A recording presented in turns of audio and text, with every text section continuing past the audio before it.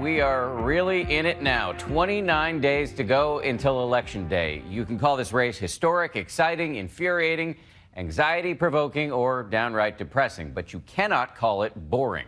And tonight, on a day of more fast-moving developments, we are kicking off a new series here called Inside the Final 30.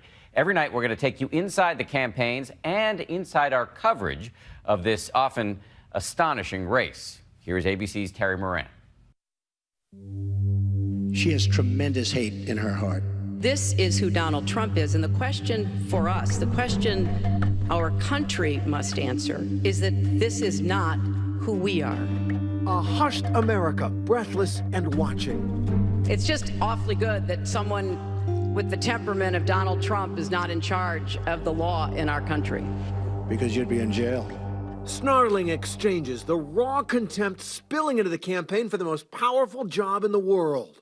My God, what else can happen in this election? I love presidential campaigns. They're the most sort of thrilling ride. The last 30 days, it's like you see these candidates, they're riding the tiger of the democracy, and the country's making up its mind. The whole campaign a riveting melodrama that's erupted over the last few days. Thursday, a new WikiLeaks dump of Clinton's emails. Grab him by the Then Friday, 8 p.m., that videotape. How about a little hug for the Donald? He just got off the bus. Like a little Okay. hug, absolutely. Within hours, Republican leaders start abandoning Trump. Saturday, an unreal scene. The protests outside Trump Tower, and then the Donald himself appearing defiantly.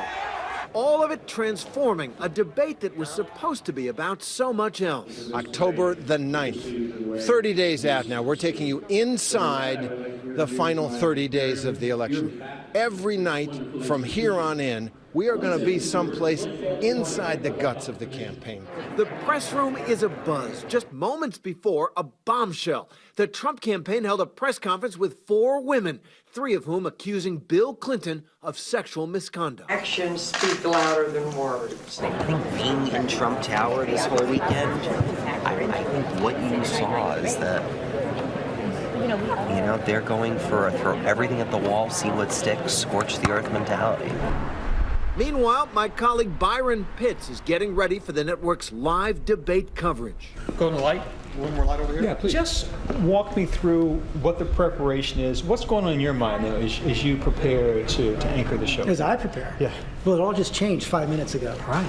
Minutes before air, that bombshell dropped by the Trump campaign is reverberating. I had actually worked on an open earlier today and thought through some questions for everybody going in, but this surreal scene before the debate, again, how many times have we said this in the campaign? Something we have never, ever seen before. It happened again. Okay, cool. Shall we? Yeah. One of the things that sort of strikes me about nights like this, almost everyone in the building right now is focused on this debate. Showtime. Martha and I will ask follow-up questions. Every night really belongs.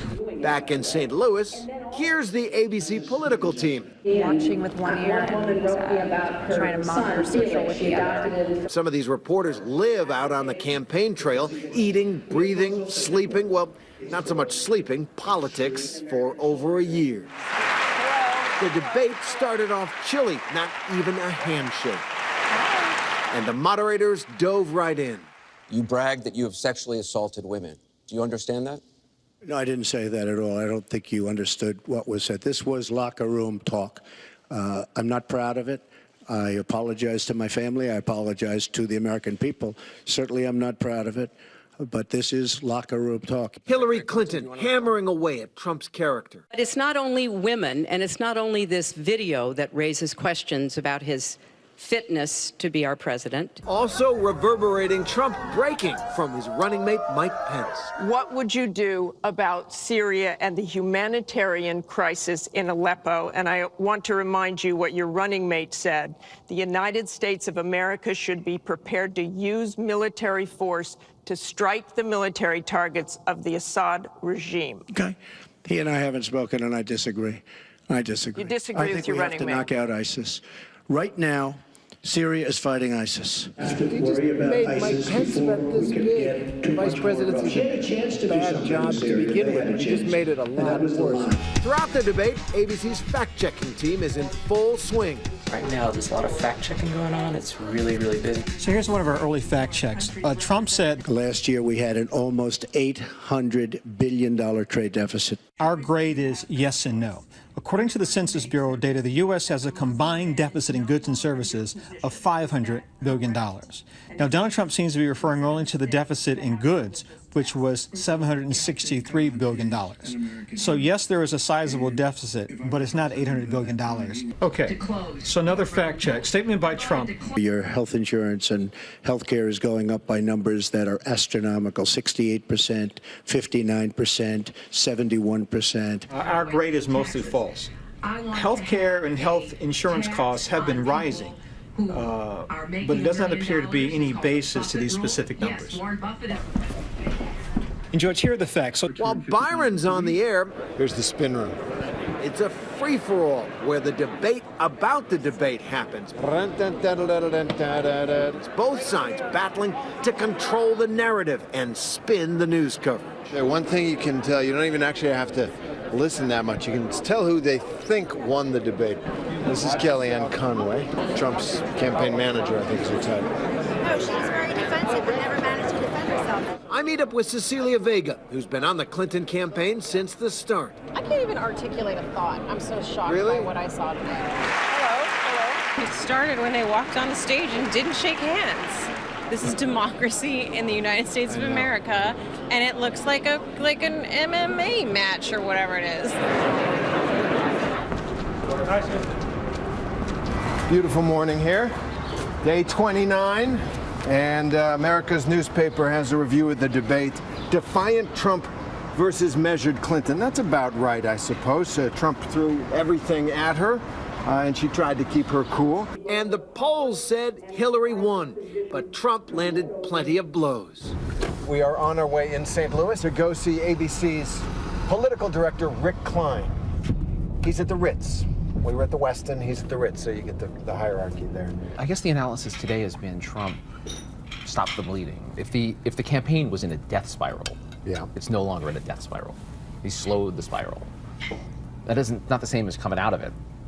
Trump's campaign still badly wounded from the release of that tape, and for many, his apology just didn't cut it.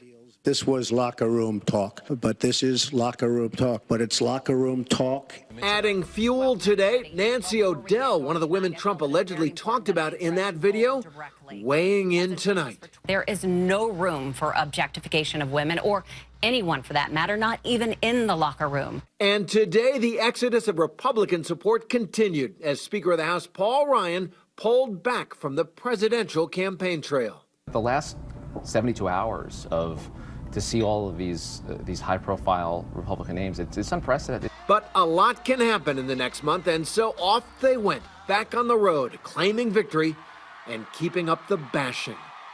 Crooked Hillary Clinton. Oh, she's crooked, folks. She's crooked as a $3 bill. One of us went low, and one of us went high.